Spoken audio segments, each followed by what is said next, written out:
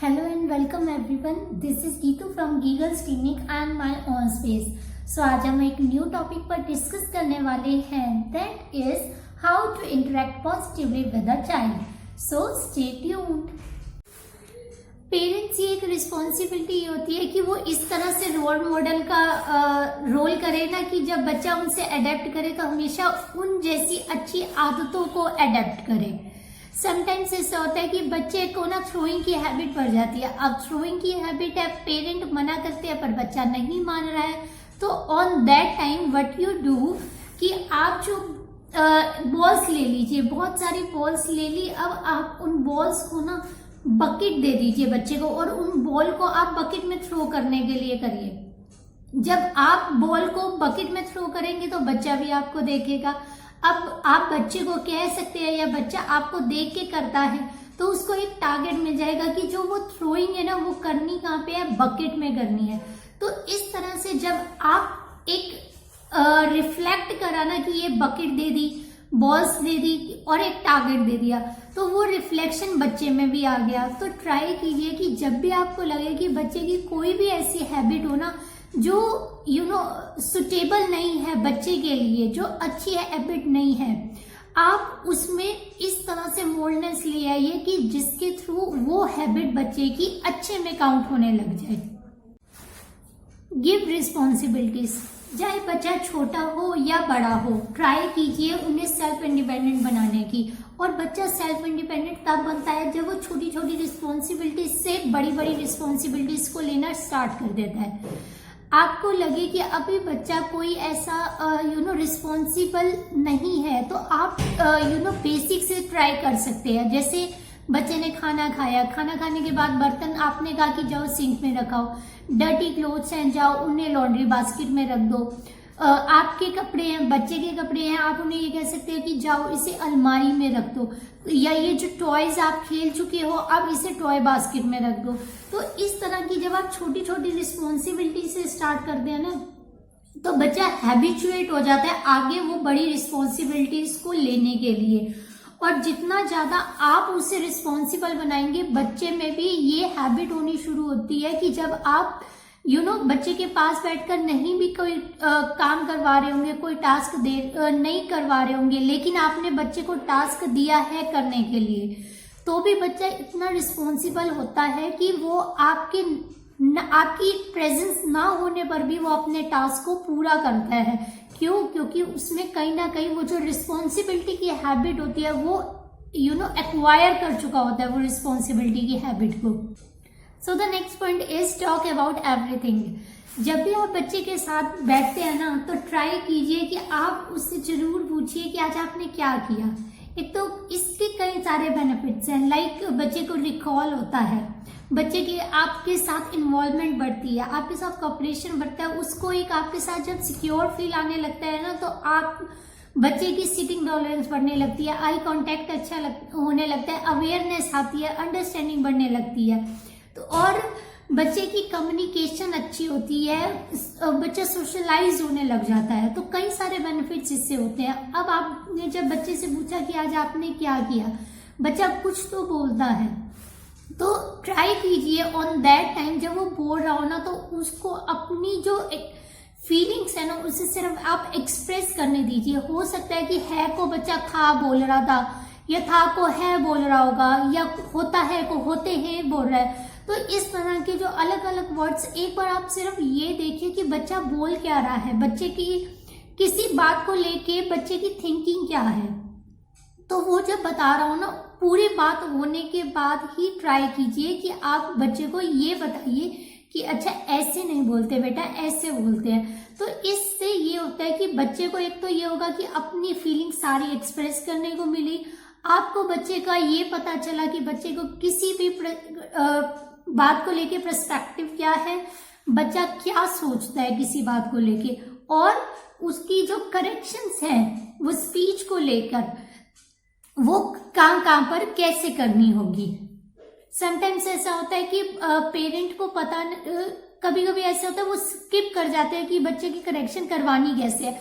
तो ये सबसे बड़ा एग्जाम्पल होता है जब आप इसके थ्रू बच्चे की आप कहीं ना कहीं बहुत सारी कम्युनिकेशन में हेल्प होती है, क्योंकि बच्चे को प्रेजेंट, पास्ट और फ्यूचर के बारे में पता चलता है कि है कब लगाना है, था कब लगाना है और होगा कब लगाना है। Next point is a child is not able to do. देखिए, चाहे बच्चा छोटा हो या बड़ा हो, सिखाना पेरेंट को होता है, और फिर चाहे वो आपकी एडीएल से रिलेटेड एक्टिविटी हो, फिजिकल हो या फिर आपका एकेडमिक पोर्शन हो। देखिए, जब भी आप बच्चे के साथ कोई एक्टिविटी करते हैं ना और बच्चा नहीं कर पा रहा, मान लीजिए बटनिंग ही है, बच्चा नहीं कर पा रहा, तो आप अपनी टेक्निक चेंज करिए। मान लीजिए शर्ट में बटन लगाना बच्चे को नहीं आता है, तो आपने क्या करा कि आपने बच्चे को उस टाइम पे शर्ट ना पहनाकर शर्ट को टेबल पर रख दिया और अब आपने बच्चे को कहा कि करो बटनिंग।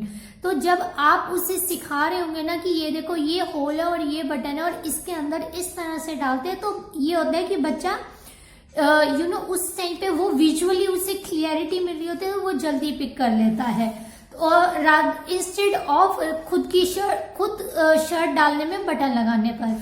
तो कभी कभी ऐसा होता है, सिर्फ टेक्निक चेंज करनी होती है, एक्टिविटी को छोड़ना नहीं होता है। तो ट्राई कर सकते हैं कि आप जब भी आपको लगे कि बच्चा कोई ऐसा टॉपिक है जो नहीं कर पा रहा है, उसकी टेक्निक चेंज करिए, आप उसे ब्रेक डाउन कर दीजिए। और जब आपको लगे कि बच्चा कर पा रहा है, तो फिर आप उसका जो लेवल है वो बढ़ाते जाइए। और कभी भी आपको लगे कि ये टॉपिक बच्चे की अंडरस्टैंडिंग भी है, वो समझ भी सकता है, लेकिन आपको लग रहा है कि ये कंसेप्ट बच्चे को क्लियर नहीं हो रहा, समटाइम्स ऐसा होता है कि पेरेंट बच्चे को जब करा रहे होते हैं ना, तो वो जो उनके कराने का जो वे होता है, थोड़ा सा कभी कभी डिफिकल्ट हो जाता है, जिस वजह से समटाइम ऐसा होता है कि बच्चा उसे इजीली पिक नहीं कर पा रहा होता है और वो ज्यादा टाइम ले लेता है। तो ट्राई कीजिए कि आप इस तरह से बच्चे को कोई भी टॉपिक करवाइए, जिसके इजी वे में करवाइए, जिससे कि बच्चे को इजीनेस हो और वो इजीली पिक कर पाए। आपको लगे कि आप नहीं खुद करा पा रहे हैं, तो आप थेरेपिस्ट की हेल्प ले सकते हैं, स्कूल टीचर्स की हेल्प ले सकते हैं, या अपने एल्डर्स की हेल्प ले सकते हैं, जिनके थ्रू एक आपको एक वे मिल जाए कराने का कि किस तरह से बच्चे को इजीली कराया जा सकता है। Next point is give simple command. Simple command देने से ये बेनिफिट होता है कि बच्चे को ना क्लैरिटी रहती है कि उसे करना क्या है, वो इजीली प्रोसेस कर पाता है। तो जितना हो सके ना, जब भी आप बच्चे को इंस्ट्रक्शन दें, तो ट्राई कीजिए कि हमेशा शॉर्ट और सिंपल वर्ड्स यूज करिए, सिंपल सेंटेंसेस यूज करिए, सो दैट कि बच्चा उसे जल्दी और इजीली प्रोसेस कर पाए। जैसे अभी आपने बच्चे के हाथ में एक पेन है, अब बच्चे को आपने इंस्ट्रक्शन दी कि पेन को टेबल पर रख दो। मान लीजिए अभी बच्चे की इतना लेवल नहीं है कि वो उसे प्रोसेस करके फॉलो कर पाए, तो आपने सिर्फ ये कहा, बच्चे के हाथ में पेन था तो आपने सिर्फ ये कहा, साथ में फिजिकल प्रॉम्प्ट ऐड करते हुए कि रख दो, तो साथ में पॉइंट कर दिया और साथ में इंस्ट्रक्शन दे दी कि रख दो। उसके बाद जब आपको लगे कि ये बच्चा कर पा रहा है और साथ में फिजिकल प्रॉम्प्ट देने पर बच्चे ने ये इंस्ट्रक्शन फॉलो कर ली, उसके बाद आप बच्चे को बता सकते हो कि टेबल और पेन रख दो, तो पेन रख दो साथ में टेबल, तो इस तरह से ये कहा टेबल पेन रख दो। उसके बाद जब आपको लगे कि बच्चा ये कर पा रहा है, फिर आप ये कमांड दे सकते हैं कि पेन को टेबल पर रख दो। तो इस तरह से आप जो वर्ड्स है ना, वो धीरे धीरे बढ़ाते जाइए, जब आपको लगे कि ये सब बच्चा उस इतने लेवल पर आ चुका है कि वो अंडरस्टैंड कर पाएगा कि उसे करना क्या है। Next point is interest. Don't forget to explore your child interest, क्योंकि इसी के थ्रू आप बहुत सारे स्किल्स बच्चे की डेवलप करवा सकते हैं। For an example, stacking glass. बच्चे को ग्लास स्टैक करना बहुत अच्छा लगता है, तो इसके थ्रू आप बच्चे की सिटिंग टॉलरेंस बढ़ा सकते हैं, बच्चे की काउंटिंग सिखा सकते हैं, बच्चे का बिफोर आफ्टर ले सकते हैं, कलर्स ले सकते हैं, अल्फाबेट आइडेंटिफिकेशन ले सकते हैं। अब अल्फाबेट आइडेंटिफिकेशन कैसे ले सकते हैं, आपने ग्लासेस बच्चे ने स्टैक किए, उस पर आपने ABCD के स्टिकर्स पेस्ट कर दिए, या फिर उस पर आपने लिख दिया कि ABCD, और उसके बाद आप आइडेंटिफाई बच्चे से करवा सकते हैं। अलग अलग आपने ग्लासेस टेबल पर रख दिए, आप बच्चे को कह सकते हैं कि put H first and then I and then K and then P। तो इस तरह से आप बच्चे की आइडेंटिफिकेशन, रैंडमली आइडेंटिफिकेशन ले सकते हैं। इसके साथ साथ आप अलग अलग कॉन्सेप्ट जैसे बिग स्मॉल का ले सकते हैं, हैवी लाइट का कॉन्सेप्ट ले सकते हैं। तो ये एक ही एक्टिविटी के थ्रू आप बहुत सारे बच्चे के स्किल्स, बहुत सारे कॉन्सेप्ट्स डेवलप करवा सकते हैं। आप इसी एक्टिविटी को बच्चे को खड़े होके करवाइए, बच्चे का कौन पोस्चर कंट्रोल डेवलप होता है, बच्चे की कौन स्ट्रेंथनिंग बढ़ती है, वो शोल्डर स्ट्रेंथनिंग बढ़ती है। आप थोड़ा दूर होके बच्चे को कह सकते हैं कि वो ग्लासेस को स्टैक करे, तो इससे बच्चे का जब ये हैंड स्ट्रेट होता है, तो इस तरह से जब वो करता है तो बच्चे की शोल्डर स्ट्रेंथनिंग में बिल्ड होने लगती है, बच्चे की ग्रास्पिंग बढ़ती है। समटाइम्स ऐसे होता है कि बच्चे को रिलीज करना नहीं आता है, तो वो रिलीज करने की हैबिट बढ़ती है कि ऑब्जेक्ट लिया और उसे वहां रखना होता है। विजुअल मॉडल इंटीग्रेशन डेवलप होता है। सो इस तरह से कई सारे स्किल्स आप एक ही एक्टिविटी के थ्रू डेवलप करवा सकते हैं। So don't forget to explore your child interest. Next point is set a routine. This is the mandatory meal for a child. Yes, like a meal. क्योंकि ना जब भी आप बच्चे को एक रूटीन दे देते हैं ना, तो बच्चा एक ऑर्गेनाइज रहने लग जाता है, बच्चा एंशियस नहीं होता है। आपको भी बच्चे को लेकर ये डिफिकल्टी फेस नहीं करनी पड़ती कि अब कराना क्या है। समटाइम्स ऐसा होता है कि पेरेंट दे नोज कि कराना क्या है, बट अननोइंगली स्किप हो जाता है कि क्या कराएं, आप क्या कराएं, आप क्या कराएं। तो जब आपने पहले से पर्टिकुलर एक शेड्यूल रेडी किया होता है ना, तो आपको ये डिफिकल्टी नहीं होती कि कराना क्या है, क्योंकि आपने भी ऑर्गेनाइज वे में रेडी कर रखा होता है सारा कुछ, और बच्चा भी कहीं ना कहीं वो माइंडसेट बनने लग जाता है कि उसे अब ये करना है, फिर फ्री प्ले है, फिर ऑक्यूपाइड प्ले है, फिर गाइड प्ले है, फिर अब ये एडीएल की एक्टिविटी है, फिर एकेडमिक पोर्शन करना है।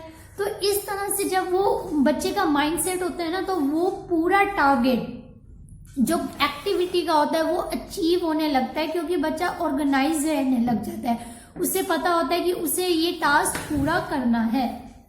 So the next point is clarity. Clarity कहने का मतलब ये है कि जब आप बच्चे को कहें कि do this and don't do this, तो ये डू दिस जब आपने कहा एंड जब आपने कहा कि डोंट डू दिस, तो इसके पीछे के जो रीजंस होते हैं ना, वो जरूर मेंशन करिए, सो दैट कि बच्चा रिलेट कर पाए कि उसे ये करना है तो क्यों करना है, ये सिर्फ आप कह रहे हैं इसीलिए करना है, या एक्चुअल में इसका रीजन ये है, दैट्स वाई बच्चे को ये करना है।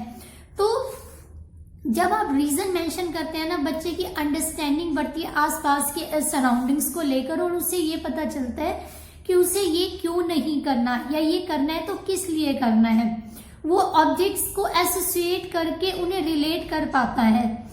और जब भी आप ट्राई कीजिए कि आप कुछ बच्चे को रीजन मेंशन कर रहे होते हैं, तो according to the child level mention कीजिए।